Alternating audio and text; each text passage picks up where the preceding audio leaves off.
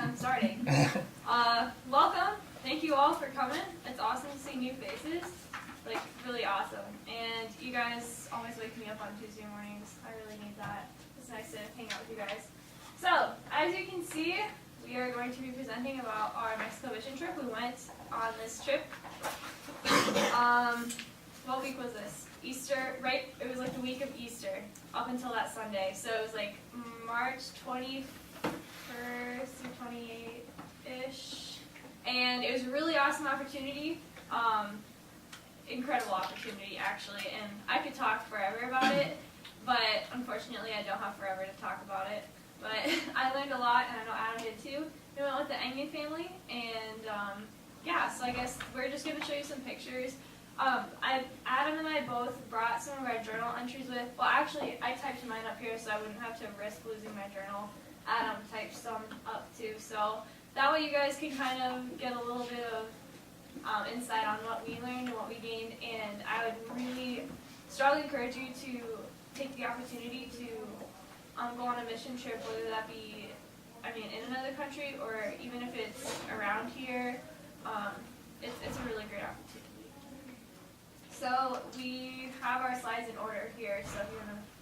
So we got there on Saturday, and Sunday was actually like a rest day, which they always give us one rest day in the week, and I guess they just decided to give it to us on our first day. So I guess, we just kind of went around, explored a little bit, helped with the kitchen. Oh, and our job specifically as a group was to work on the kitchen staff. And we fed over like 600 plus people. So we worked in the kitchen. Specifically, we were there to pack lunches for each day when they'd go out.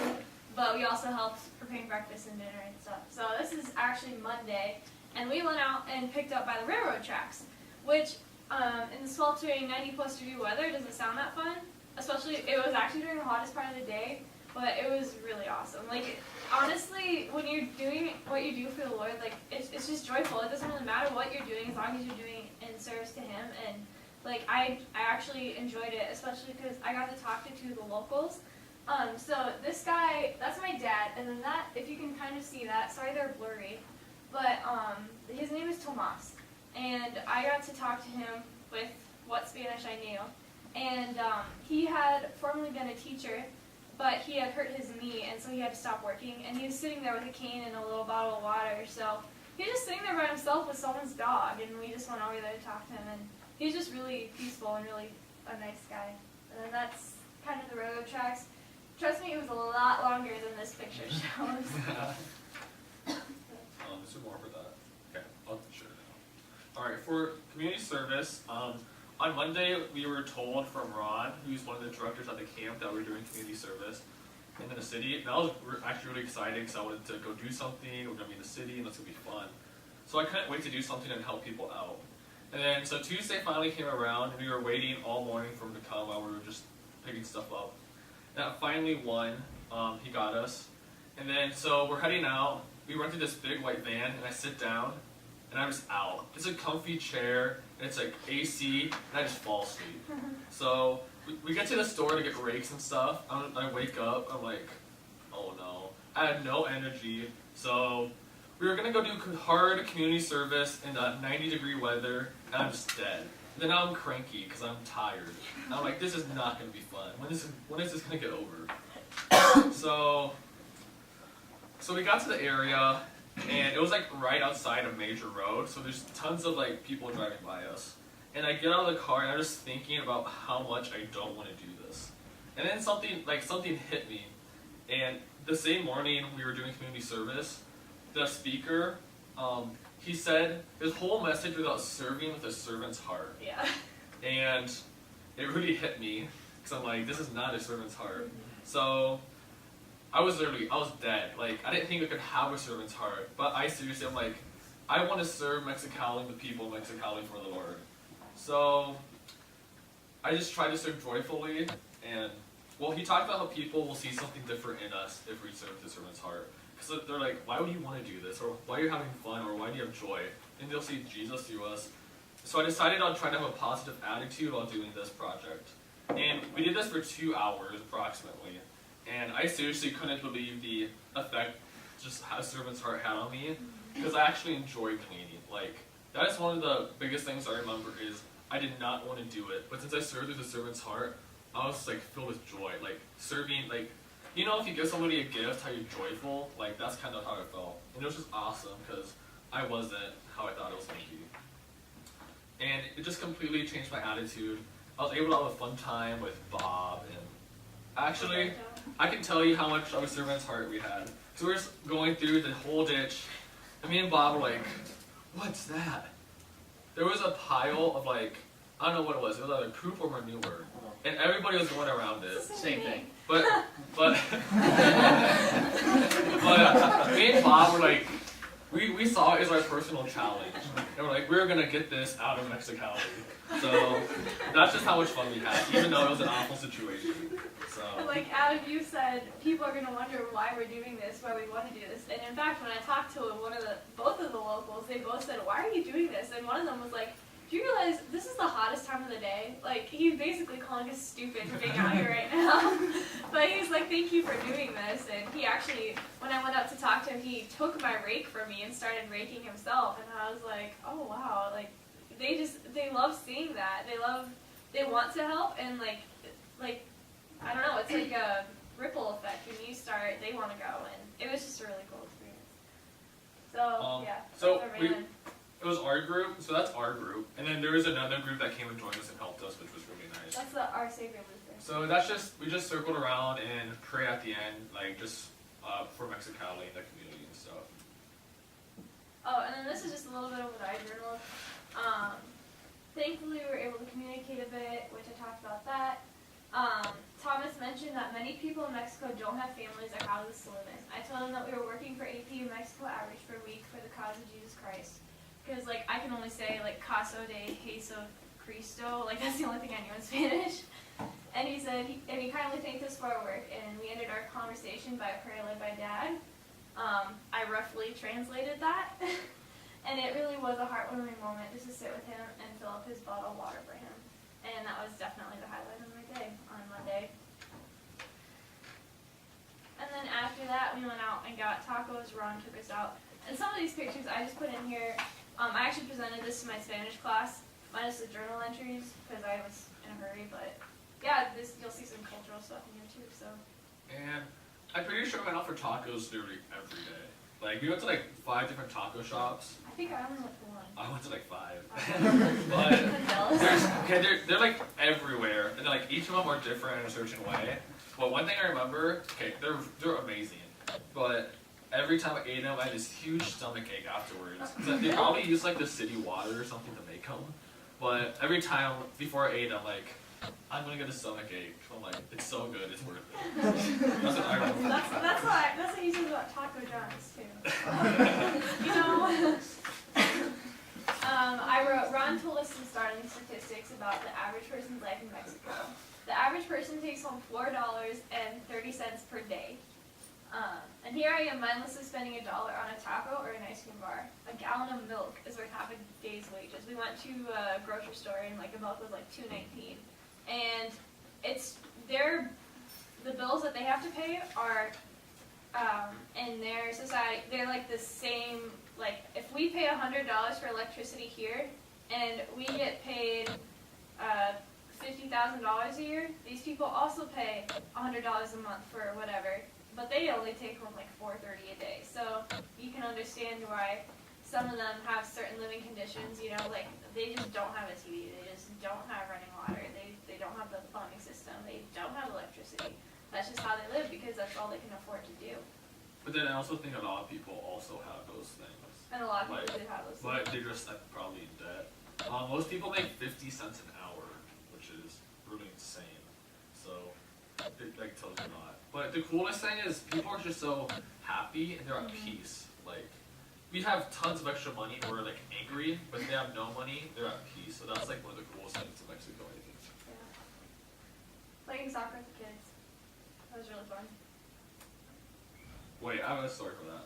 Okay, so like every day these kids would come and play soccer, and then so we're playing and stuff, and I'm awful. Like I can barely kick the ball, and they're amazing. But Same. I didn't like. They're like, what should the teams be? And I wanted to be like us versus you guys, but like I don't even know how to say that. And then another kid's like, gringos versus Latinos. I'm like, what? But it was pretty funny, so that was funny. But hey, it was easy to separate us. So.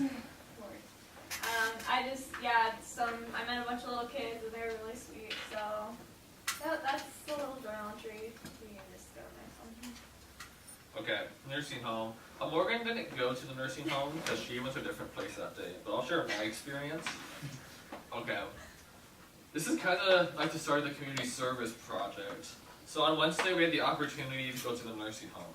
And last year, we went to the nursing home also, but I really didn't enjoy it because I was just like, this is awkward and boring, I have nothing to do because I can't speak to them. So I was like, they told us that morning we're going. I was like, okay, I guess I'll go, but I'm not really gonna have fun. So I guess one problem I had is my open-minded, but anyway. Okay, so last year at the nursing home, it was a different nursing home. It was a lot older, didn't have very nice things at all. And a few months before we came down, we learned that it was set on fire. And most of the residents that had to stay in the bed were killed in the fire. All the bedridden residents. But so 9 people died because they couldn't get out. Ron was telling us about the fire, and he was actually telling us how some good things came from it, even though it was awful. So he explained it to us like, if it's a school shooting, it's national news all over the country. And he said this event was national news all over Mexico. And so what happened is they made like a whole bunch of new laws and bills and stuff to make sure these residents are safe. So there's just like a ton of new things for them and a ton of new safety procedures for them. And then the people that were able to get out of the fire, they were moved to this, like, it's probably the nicest building I've been in Mexico. And it's obviously the nicest nursing home in Mexico. Like, it looked like it was a building in the U.S., which you really don't see very often out there. But sorry. I was just gonna say one thing that's interesting about that though is Susan told me she went to a nursing home that these people in this brand new, beautiful home, they didn't want to be there. They missed their old, rotting building that they were in previously. I mean, I went to the nursing home last year, and I actually got really nauseous because when I walked in, like, the smell was bad, but, like, more than that, just seeing the condition that some of those people were in, I was heartbroken. And then I actually was sick. That's probably why I got really nauseous, but, yeah, it was really hard to see, and they still wanted to go back. alright, so back to my story. Well, no, not like it. So I didn't really think I'd enjoy my time at the nursing home. I wasn't excited to go, and all I could think of is what will I do, because I can't talk to them.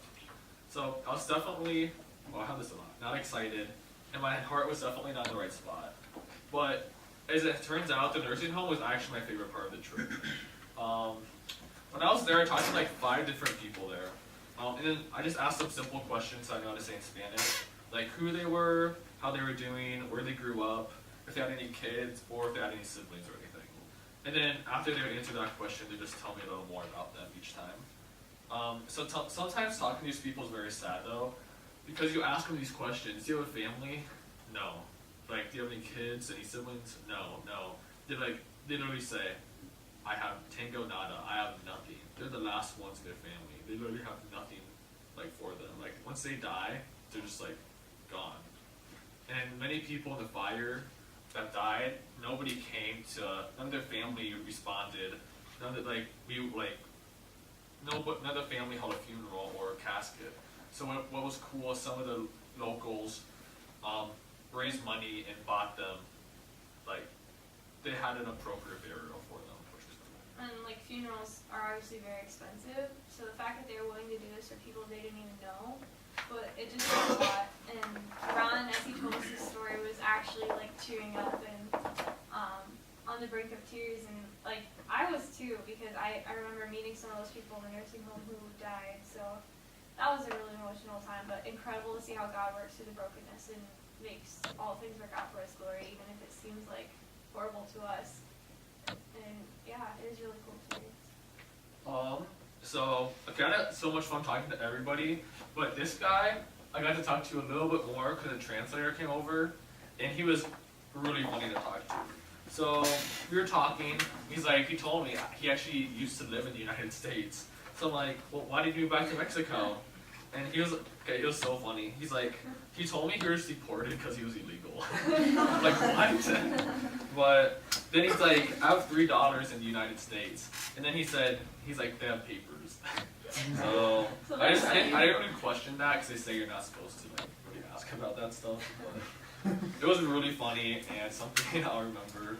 But okay, and then I asked him like, you lived in the U.S. and in Mexico, so like, which one do you enjoy more? Because everybody's like, of course you're gonna love the U.S. more. But he said he liked both of them equally. Like the United States wasn't like better. I think it was just because like I was saying, people like grumpy when they have money down there, like just like at peace with everything they have. So that was a fun experience talking to everybody. Okay, so, well, do you wanna, I guess, I got to do this on Wednesday. When I was at the nursing home. No, when you were at the nursing home, I was Oh yeah. a supporter. So, Adam talked about some of his struggles being like having a servant's heart, and Monday, actually Sunday, the day before we went out, I remember thinking, oh my gosh, I don't want to be hot, I don't want to get sunburned, because I get burned easily, and yeah, I was, complaining about that in my head, but like, when the speaker spoke that next morning, I remember thinking, this is so true, and Adam's right, like, you choose the attitude you have, and it works. If you serve with a joyful heart, it's awesome and overwhelming. And so my next challenge, I prayed, God, give me something unexpected. And I absolutely had something unexpected happen. So the morning I was planning to go out to the nursing home with them, I was just in the kitchen and I was playing with one of the kids' soccer balls, and I just bent over to pick it up, and I got a nosebleed. And I was like, oh great.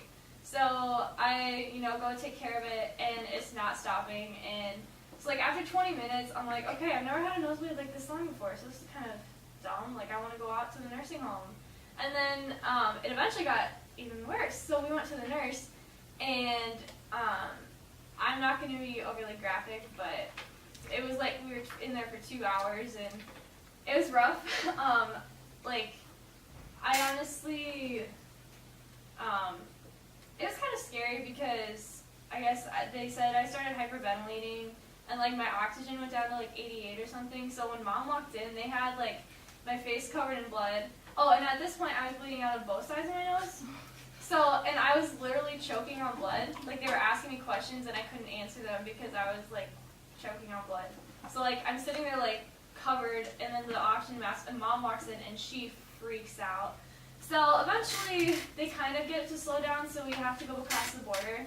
And God was so awesome. Like just, I did not expect him to work in that way, because I was praying, God, do something unexpected through me here in Mexico. Like I want to do something through service, but it was me seeing a way that he would be there for me and provide for me, that he was there for me. We got across the border really quick. I mean, it could have taken the whole day, and it only took like an hour and a half, 2 hours. We got to the hospital quick, we got through there quick, and things ended up being okay, and it was just eye-opening to realize like how God was there for me through the whole thing. So, yep. And then I got to do VBS the next day. So, this is my favorite part of the trip. It was awesome the way God worked things out for this too, because on Sunday when we got there, Ron had told us. I told him, he said, is there anything you guys are hoping to do? And I said, well, last year I got to do VBS, and I'd love to do that again. And we didn't have that in our agenda. Well, it turns out this group, one of their girls was missing for that day going to the prison, so they needed someone else. And Ron just happened to find me, and I went, and I got crazy story. I got along with him right away. None of them spoke Spanish, except for one who spoke fluently. When we got to VBS, everyone, they were all Hispanic, they all spoke Spanish, none of them spoke any English whatsoever. So there was one person translating for like 40, 50 people, and you can imagine how that would go. It really wasn't that bad though, because there were just a bunch of kids playing in the park, and it was gorgeous outside. And right here we're just like singing this song, and I'm just standing there like laughing because I can't sing the song, I have no idea what they're saying.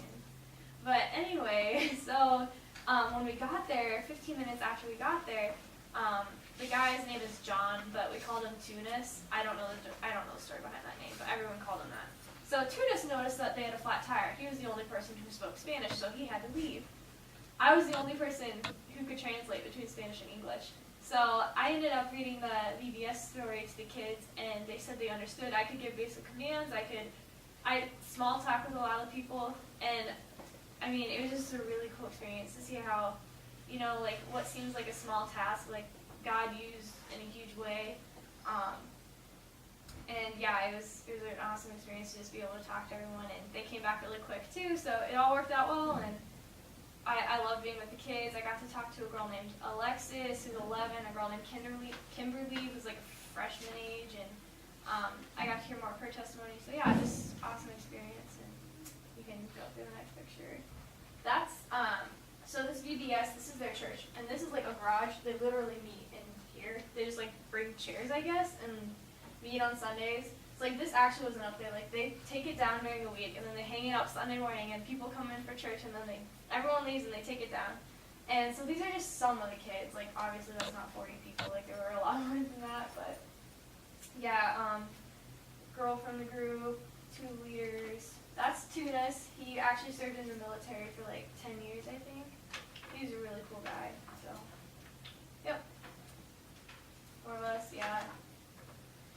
That's the garage where they had church, and we ate there for lunch. And this is like a little corner, but it was, I mean, maybe half the size of this. From like the door to here, it was about maybe that.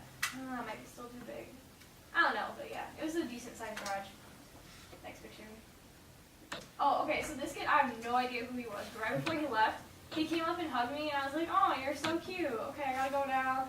And he wouldn't let me go, so I tried to walk away, and he would literally just like turn around and come back, and he did that like 5 times, and finally I was like, hey, Holly, will you take a picture of us, because I think I want to take this home with me, and it was really cute. And then that's Kimberly, and I don't know who that is. She just wanted to be in the picture. Oh, they love pictures so much. Like, yeah. They want a picture of you so bad. So, it's kind of cool. I didn't realize that my tagging along was so significant for them, as in the group I went with. God is really teaching me that even the seemingly smallest things done with the right heart are rewarding and joy-filling. It really was so awesome that God allowed circumstances to work out perfectly so that I could join this group in God's kingdom building there. So yeah, it was just, God worked out everything perfectly. I mean, yeah, so many ways. So, excellent. And that's our job while we were there. Just packing coolers, and this is one night they were serving food to late incomers. So that's like, Santiago and Roberto. So like every morning we'd like give them out the coolers. Every night we'd fill them up. So like those are the coolers, and then like we just fill them up with the food. So like it might be PB&J or like ham sandwich, which was really difficult. One time we had to pack like chicken salad sandwiches. Like they have to make them on site, so there's like a lot of stuff that you have to put in. Yeah. Well, yeah. But yeah. But it's not really the funnest job, but we got it done. They appreciated it. This is kid named Diego, and at first he kind of tricked me. So I thought he only spoke Spanish. I was talking to him in my rough Spanish, and he was really sweet, and he told me he liked my name. The next time I saw him, he started talking to me in English, and he's fluent, and he's like 10 years old, and I was like, wait, are you the same kid? And this whole time he tricked me, and I was like, why did you make me talk in Spanish? Yeah, so. Oh, those are more of the coolers. Like, people would take them in the morning after we were done, so like those are like some of them that were left over. And then back here, those are all the people gathered for a chapel, which was like over here. So. Oh yes, that's Sylvia, one of the kitchen staff. Yeah, some of the girls in the kitchen. Yep. That's pretty massive. I can never say her name right because they'll laugh at me, but her name's like Maia. It's like Maria, but like Maia. So I was tight with all the kitchen ladies because, I mean, yeah. Absolute effect on people. So this is the trailer we stayed in. It looks really big, but in reality, it's super long and like this wide when you walk through it. So we had just a bunch of beds in just like down the things. Like Mom and Dad and Isaac were like here, and there's a tiny door like in here, and like Adam and I were in this tiny room, and I got to sleep on the bed. So Adam was so sweet. Slept on the floor. He had a mattress. But it wasn't bad. Basically, we had the same mattress, but. But we were lucky. It wasn't air conditioned, but like most people have to sleep in a tent, so we were still lucky. We were still very. That's just a pastor's thing. That they're looking for a sponsor from America to sponsor them, and then come down and like help them out their church. So they're just talking to us about that, and then that's just one of the last photos we took before we left with all of us on the stage. And then before we left, Eddie, one of the camp director guys, he took us out for breakfast before we left, and this is like the nicest place we went to, or at least that I went to. Besides the hospital, that was across the border. Really cool. So like this was, just really cool cultural experience.